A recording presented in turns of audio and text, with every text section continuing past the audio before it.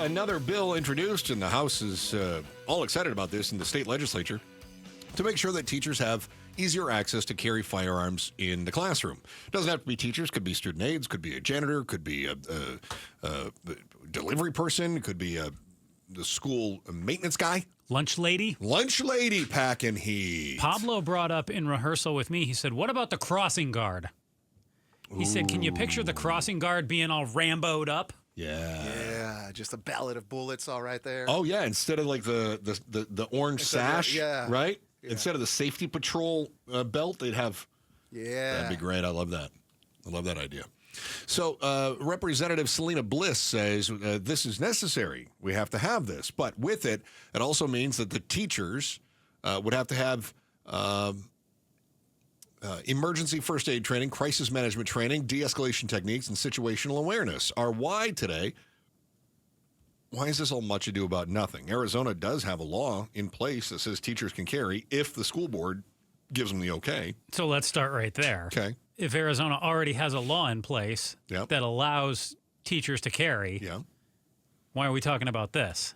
It seems like we're already at least halfway there, I think three-quarters of the way I think the idea here is that you might have a principal of a school that says, I'd love to, but my board won't let people do it. And so they say, well, we want to make this even easier for one person to make that decision rather than a school board having to come together and come up with this. Mm-hmm. So that's why. I think that's part of it, that Arizona's already doing some of this. Yeah. Just it would be a little bit different. We mentioned a few minutes ago, too, what parent is going to be comfortable with the provision that teachers and those who are carrying would be absolved of criminal and civil liability for actions that somebody would take during an active threat or crisis event? I'm not crazy about that. I'm not. Yeah. Because listen, if you, there's going to be a lot of pushback from parents. Yeah, I mean, schools don't want to invite that. Here's what we've seen: the Stoneman Douglas shooting. Right. The guard ran away. Right. The school is then being sued by the parents and everybody else that says, "What are you doing here? We got an SRO. Right. Why didn't he go in? Uvalde. Cops in the hallway talking to each other going, I don't want to go in there. Do you want to go in there? I don't want to go in there. Do you want to go in there? They get sued, right? But now what we're saying is, well, yeah, but the teacher can't be sued if they accidentally shoot your kid. Well, okay, if the teacher has a firearm, do they have a duty to act? So while we understand that the officer and the SRO in Florida, the Uvalde police officers absolutely have a duty to act that may have cost kids their lives because they didn't. If a teacher is armed, do they have a duty to act all of a sudden? So here's a legal gray area that I'm not sure any principal wants to wade into. Or teacher, necessarily, and too. if I'm a teacher, I don't want to get into it. I'm going to jump to the conclusion here, too, and then you can Tarantino a few things and go back a little bit. Governor Hobbs also has a big fat veto. Yeah. I cannot envision a scenario where she is on board with this. She's going to veto this. Yeah. So when you know the governor's going to veto something, is this another example, to me it is, of the legislature trying to come up with a bill that just kind of pokes her a little bit and says, look what we're working on, and look at the Arizona governor and what she won't do to protect your kids. Yeah, and then, of course, what they're going to do is campaign on that. Yes. Yeah, absolutely. There's an old saying that says, don't let perfect be the enemy of good. And I've come to that a few times where especially in political arguments, you'll be talking with someone and they'll say, well, you think so, but that bill doesn't do this. And I go, okay, but let's not let perfect be the enemy of good. So just because a proposal isn't perfect to start with doesn't mean that we shouldn't implement a good version and then improve in the future. This bill, however, doesn't really meet the threshold of good. And I think legislators are going to see that based on some of the things that you just described. When it comes to firearms around kids, I think any legislation needs to be a whole lot closer to perfect than other things. This one has some things in there that we do like. The first aid training, the crisis training, the de-escalation training, some of those things. But those could still be woven into perhaps other training. You don't need to be woven and attached to a bill that would arm school staff. In fact, I would be a big fan if they just put a separate bill through that said, we want to make sure that teachers are being taught these things, and part of our state curriculum will be teacher training for crisis management, first aid, this sort of thing. I'm all for that. I would support that wholeheartedly, even if that means we have to figure out where it comes from in the budget. I think that's a great idea. But if we're going to weigh the risk versus reward on this bill specifically, I just don't think the balance is there quite yet. What we know is the reward is this. Kids could potentially be safer in the exceedingly rare circumstance of an active shooter.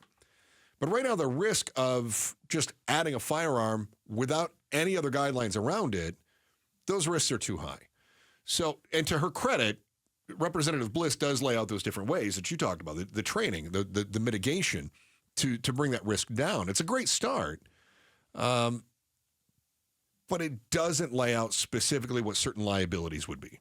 It doesn't lay out exactly what the duties would be. Do I have a duty to act? It doesn't lay out how the firearm should be stored. So does that mean it has to stay in a locked box in the bottom drawer of the teacher's desk? Does that mean that it could be holstered? Does that mean that the teacher could set it on their desk? Obviously, we'd say that's not very safe. Can it be concealed? Does it have to be open? Does the safety have to be on? Does the safety have to be off? I mean, all of these things are basic firearms management, and the bill doesn't really cover those things. And I'd like to see that. That's the kind of stuff I'm talking about that would take this bill to closer to perfect, right? I got to see some of those specifics. And in the meantime, I don't think districts or principals want that liability. I think that they would have to start carrying additional insurance just in case, because heaven forbid we have a situation where a kid gets a hold of the firearm and hurts themselves or someone else. Now you are getting sued because that's not protected in this bill.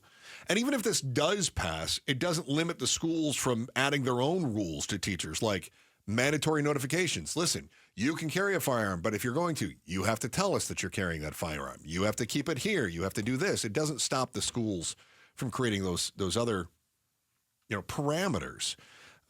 And so I don't know how many districts want to try to come up with that entire standard operating procedure.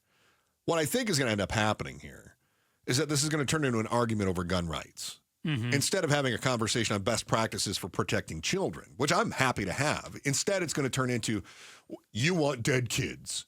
Nope, I don't. No. I just want to make sure that we're being safe. And if you think the firearm is going to make things safer, let's take a look at some of the evidence. Let's see how we can make it safer.